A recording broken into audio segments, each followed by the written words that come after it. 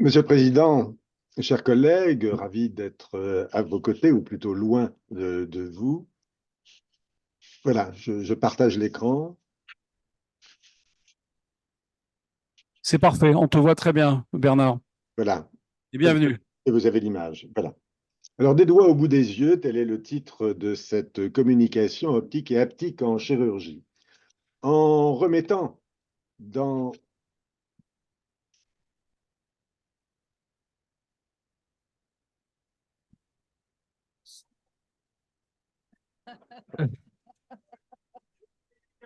Est-ce que En, on n'entend plus ton en- son? en Est-ce re- que voilà, voilà, reconnecte ton micro, s'il te plaît. oui, il est connecté, Voilà, oui. là, on t'entend à nouveau. Vas-y, Parfait. vas-y. En remettant dans la position qu'il avait au moment de l'impact le soldat blessé sur le champ de bataille, pour mieux reproduire le trajet du projectile devenu corps étranger qu'il faut extraire et dont il faut mesurer le caractère vulnérant, Ambroise Paré illustre l'un des fondements de l'esprit chirurgical, démarche physiopathologique par restitution d'une anatomie en mouvement et d'une séméiologie externe, faire parler le corps et le rendre transparent comme condition de l'efficience et de la virtuosité de l'acte salvateur, expertise du geste basée sur une vision davantage que de la main guidée par la vue. Affrontement des sens, donc, mais aussi enchevêtrement dans ce qui serait une tactilisation de la vue et une visualisation du toucher, ce dialogue nécessaire entre optique et haptique définit aujourd'hui l'acte chirurgical, œuvre de main, science de l'immédiat, art de l'imprévu, pour reprendre les termes de Paul Valéry. Chirurge, chirurgien, manu-opéra, manœuvre, œuvre de main.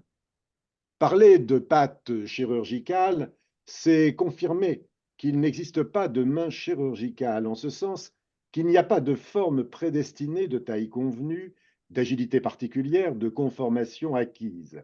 Gantée, la main s'anonymise, devient ordinaire, se confine au rôle de porte-instrument servile, derrière lequel elle s'efface, et qui la prolonge en lui conférant sa précision et sa sensibilité. Sa seule vertu, cependant, son humilité, pourrait-on dire, serait de concentrer dans le jeu complexe de ses doigts, dans une démultiplication offerte par la position de la main, de l'avant-bras, du bras, du corps tout entier enfin, et la volonté d'action et la capacité à sentir de l'esprit qui l'anime. Matière grise concentrée au plus superficiel de l'épiderme, prolongement d'un cortex volitionnel. Interface indispensable, assujettie à l'instrument qu'elle porte. Mais à l'instar de l'artiste avec sa plume, son pinceau, sa gouge, elle s'en affranchit parfois. Et la main chirurgicale devient alors, en fusion complète avec l'esprit, palpatrice, protectrice, disséquante, et l'on se surprend alors à fermer les yeux, comme pour mieux voir du bout des doigts, exacerber tel l'aveugle sa sensibilité, et faire corps avec l'organe malade et le malade tout entier. Ailleurs, et c'est le propre d'une certaine chirurgie du visage, le doigt palpant guide l'instrument qui chemine sous la peau, puis façonne les reliefs pour leur donner, comme on manipule la glaise, forme et harmonie. La main conduit alors à la vision de l'invisible. De même, éduquée de manière instinctive, la main du chirurgien s'exonère de tout exercice d'apprentissage ou d'entretien de sa virtuosité. Certes, microchirurgie et usage des moyens endoscopiques ont quelque peu modifié cette absence de gymnastique, mais davantage, sans doute, dans le sens d'une maîtrise d'une nouvelle optique que dans celui d'une exacerbation de l'aptique, à tel point que la main atrophiée, mutilée, peut demeurer efficacement chirurgicale. L'instrument, non plus, dans sa promiscuité, ne façonne ni la main, ni le bras, ni le corps de celui qui l'utilise.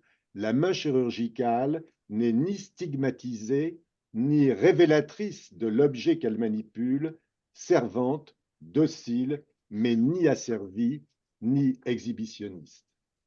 Ainsi, davantage que la main, c'est le couple esprit-main qui définit le geste chirurgical.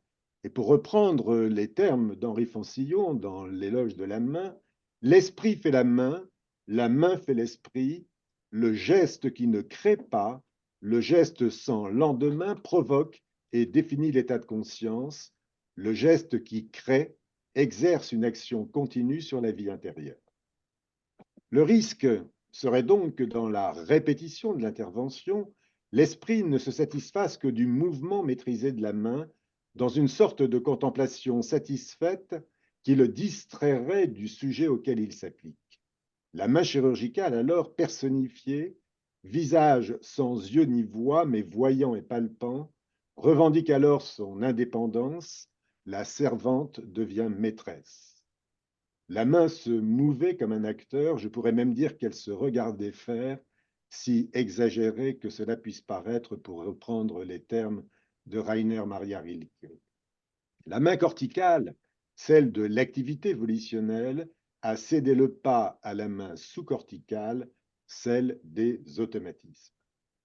Cette ambivalence se double de la dualité même des mains, ces deux filles aux dons inégaux qui ne peuvent valablement agir, penser, philosopher que prolonger de l'instrument, la main dominante disséquant, incisant, coupant, l'autre se contentant de présenter et de servir la première.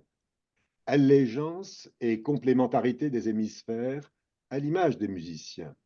Cet effacement de la main derrière l'instrument donne au geste chirurgical sa prééminence. Seul le geste et donc son efficacité compte.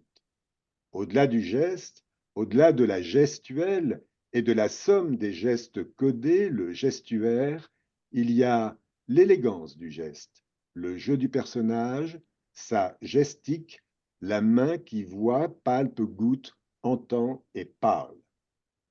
À rebours d'une mécanisation du geste chirurgical que la robotisation accrédite, même si le terme d'intuitive surgery convient mieux, celle d'un geste assisté plus que substitué, ressurgit donc la notion de gestique chirurgicale. Le terme vaut donc, pour la direction musicale et à l'image de celle du chef d'orchestre, la qualité de celle-ci est d'être individuée.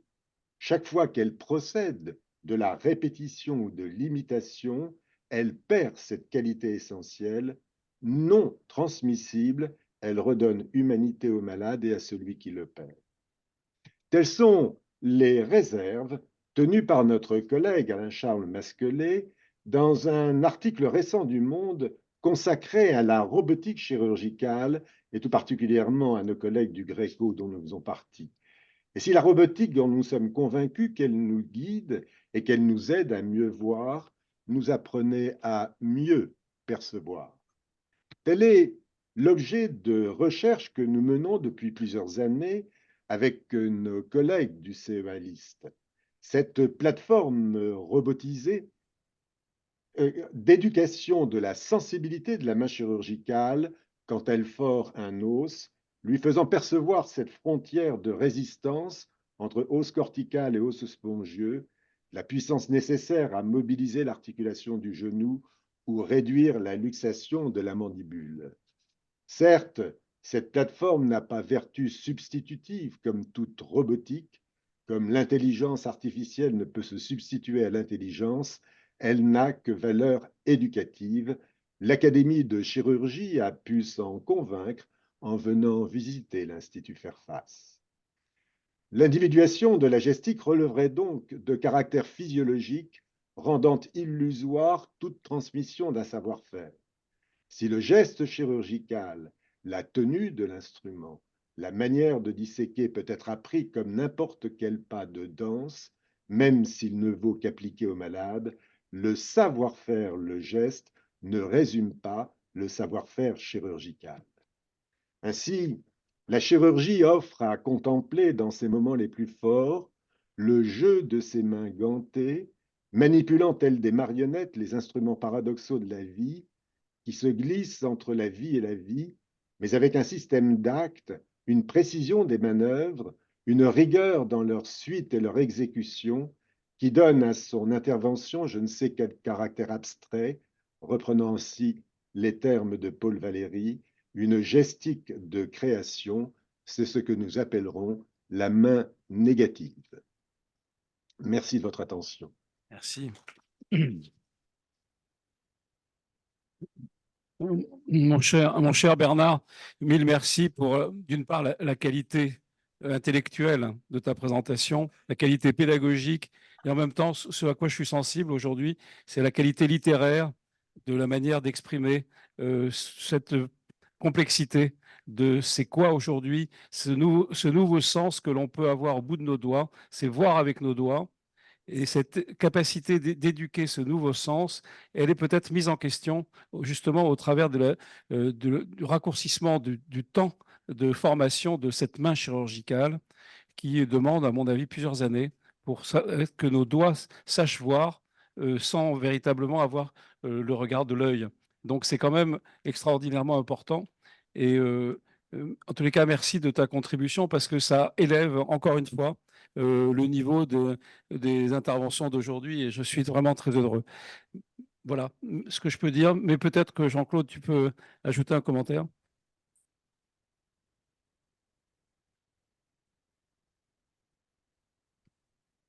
Vas-y, vas-y. Je t-